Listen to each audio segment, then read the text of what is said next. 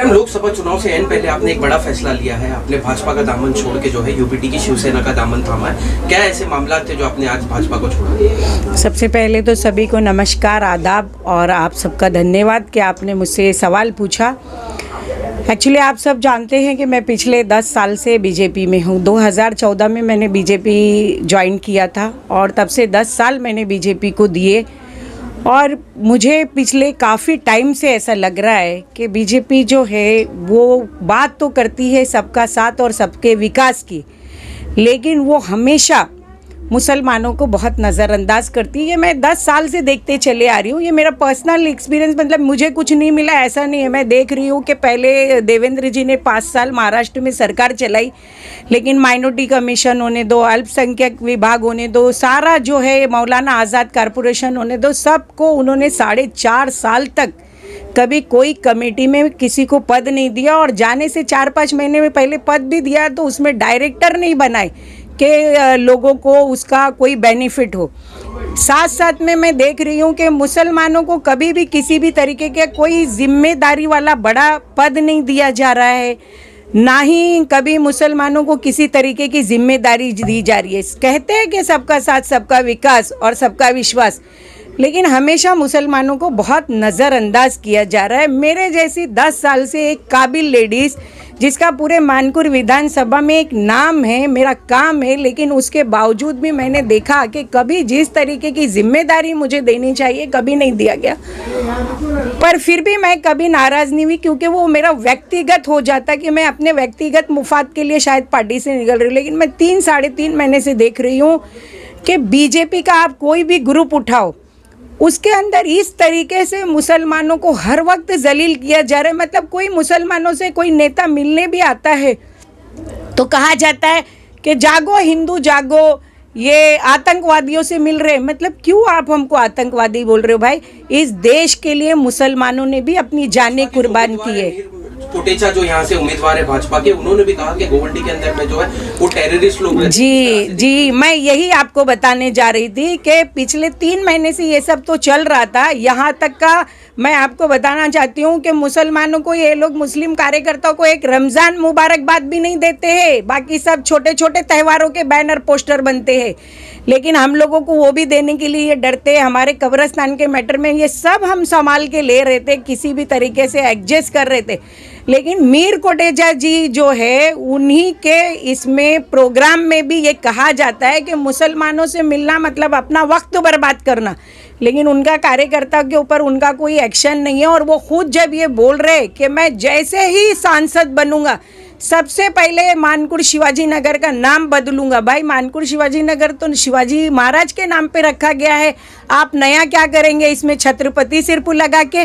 बाकी एरिया में जितना इलाका है, बैगनवाड़ी हो, चिक्कड़वाड़ी हो, पद्मा नगर हो, संजय नगर हो, एकता नगर हो, शिवनेरी नगर हो, भीमवाड़ी हो, गौतम नगर हो, कौन सा नाम मुसलमान का है जिससे आपको इतनी नफरत है? एक्चुअली इनको सिर्फ जात पात की राजनीति करना है। और मैंने ये महसूस किया कि मीर कोटेचा जो है वो सिर्फ यहाँ पर जात पात की राजनीति करने आए, हिंदू और मुसलमान की एकता को खत्म करने आए। जैसे आपने बताया कि भाजपा में मुसलमानों को जो है दरकिनार किया जा रहा है, वही दूसरी तरफ इंडिया अलायंस की जो सरकार है उसमें भी एक भी पूरे महाराष्ट्र से मुस्लिम उम्मीदवार नहीं दिया गया, तो उसको आप किस तरह से? देखिए, मुस्लिम उम्मीदवार भले ना दिया गया है, लेकिन कम से कम मुसलमानों को हर चीज़ में आगे किया जा रहा है। इससे पहले जब उद्धव जी की सरकार थी 2.5 साल, तब आपने देखा कि तुरंत गवर्नमेंट कमेटी वगैरह सब डिक्लेयर हो गई, मुसलमानों को भी अच्छी जिम्मेदारियां दी जाती है। और दूसरी बात कि इस बार जो है ना हिंदू खतरे में ना मुसलमान खतरे में, इस बार संविधान खतरे में है। इस बार देश में जो सेकुलर चल रहे थे लोग वो खतरे में। इसके लिए मैं इंडिया को अपना साथ दे रही हूँ। अच्छा, जिस तरह से आपने बताया कि आपने यूबीटी के अंदर में समर्थन किया है अपना, यहाँ से उनके उम्मीदवार है संजय दीना पाटिल, उनको आप किस तरह से उनकी छवि को देखते हैं? इससे पहले भी वो सांसद रहे इस इलाके के अंदर में, उनका किस तरह से काम रहा है? नहीं, उनका काम पहले भी अच्छा था, जितना एक सांसद का काम हो सकता है। अभी 10 साल से भी जो 2 सांसद है वो भी किस तरीके से काम कर रहे, वैसे ही वो भी काम कर रहे थे। लेकिन वो कम से कम कभी भी धर्म के आधार पे काम नहीं करते थे। बीजेपी में आज तक इस इलाके में जो भी काम हुआ है वो सिर्फ मंदिरों का ही काम हुआ है। कभी किसी मदरसे या मस्जिदों का काम या एजुकेशन का काम इस तरीके का काम नहीं हुआ है, वो करते हैं। इसके लिए उनका साथ देना इस बार जरूरी है। 20 तारीख को चुनाव है, किस तरह की अपील करना चाहेंगे? खास करके अगर गोवंडी की बात करें तो गोवंडी एक बड़ा मुस्लिम बहुल इलाका माना जाता है और मुस्लिम बहुल इलाके के अंदर में जो वोटिंग परसेंटेज होते हैं वो हमेशा से कम रहे, तो किस तरह की? नहीं, मैं इस बार तमाम मानकुड़ शिवाजी नगर के लोगों से कहना चाहती हूँ, उसमें चाहे मेरे हिंदू भाई है चाहे मुसलमान है, कि वोट देना हमारा अधिकार है और वोट का सही इस्तेमाल करना चाहिए। बाबा साहब अम्बेडकर ने संविधान रचा, उसकी वजह से हमें वोट देने का अधिकार मिला है। हमारे अधिकारों का हमें सही इस्तेमाल करना है। इसके लिए आप कुछ भी हो जाए, ये आपके आराम करने का और छुट्टी मनाने का दिन नहीं है। आप घरों से निकलो और सुबह उठ के सबसे पहले आप अपने अधिकार का, क्योंकि बाद में आपको रोने का अधिकार नहीं है कि सरकार गलत है। अगर आप चाहते हो कि सही उम्मीदवार जीत कर आए तो आपको निकलकर वोट देना पड़ेगा। और मैं पूरे महाराष्ट्र से अपील करना चाहती हूँ कि इस बार जो लोग सेकुलर है, जो लोग हर धर्म को लेकर चलने वाले हैं, वो है इंडिया गठबंधन। महाराष्ट्र में पूरे जहां पर भी इंडिया गठबंधन के लोग खड़े हैं, उनको भारी ताकत और भारी तादाद से जिताएं। धन्यवाद। के एक सीनियर लीडरों से गोवंडी में रहे हो आप, कई साल से जो आप भाजपा का काम कर रहे हो, उसके बाद में आज आपने यूपीटी का दामन थामा है, क्या कारण? कारण ये है महंगाई। हम लोगों ने जब भाजपा ज्वाइन किया था तो उस वक्त ना भेदभाव नहीं था और अब भेदभाव भी चल रहा है। और दूसरी बात, जो महंगाई के लिए हम लोग जब बात करते हैं कि भाई हमने जो पार्टी जब ज्वाइन किया तो महंगाई पे कंट्रोल करना चाहिए। 450 का बाटला आज 1200 रुपये का हो गया है। पेट्रोल 70 से लेकर के 120 रुपये का हो गया। तो जो भी हमारे पहचान के थे ऑल इंडिया के अंदर, गांव के दोस्त अहबाब रिश्तेदार, सबको कहा गया था कि भाई भाजपा को वोट दो और कांग्रेस को हटा दो। कांग्रेस को हटाने के बाद महंगाई कम होगी, मगर महंगाई कम होने के बजाय महंगाई टिबल हो गई। अब वो हम लोग से सवाल करते हैं कि भाई आप लोगों ने हमसे कहा था कि महंगाई के ऊपर कंट्रोल करेंगे और कम से कम रोजी रोजगार पे बात होगी, युवाओं को रोजगार मिलेगा, मगर ऐसा कुछ हुआ नहीं।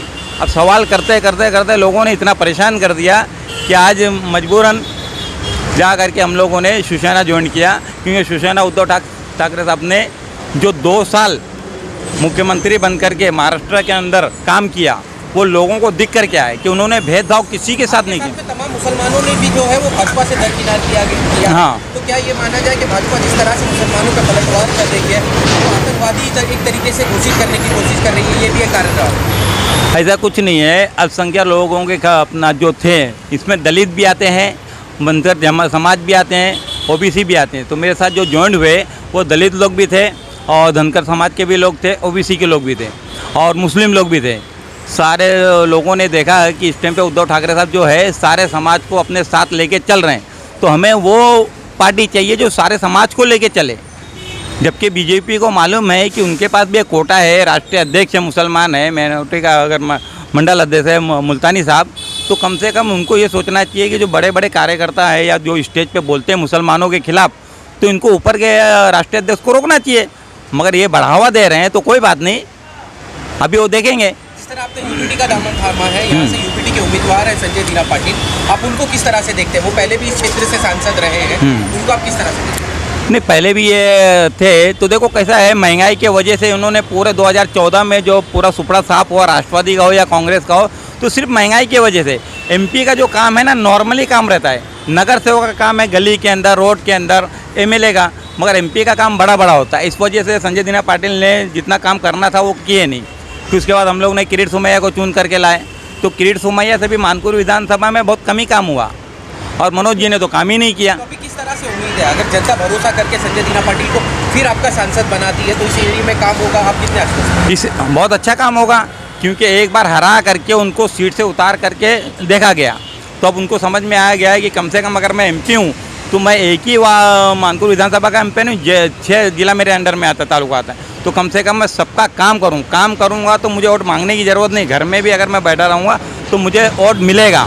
तो आज संजय दीना पाटिल जो काम कर रहे हैं, जो लोगों से मिल रहे हैं, जिनके अगर 2-4 आदमी भी रहते हैं जो संजय जी ठीक है बताते हैं कि भाई हमारे से चलो पहली बार मिस्टेक हो गई थी, लेकिन अब ऐसा नहीं होगा और महंगाई के ऊपर हम लोग ज़रूर काम करेंगे। और आपके जो बच्चे पढ़े लिखे, ये जो ग्रेजुएशन होने के बाद जो घूम रहे हैं, उनको ज़रूर रोजी रोजगार पे लगाएंगे।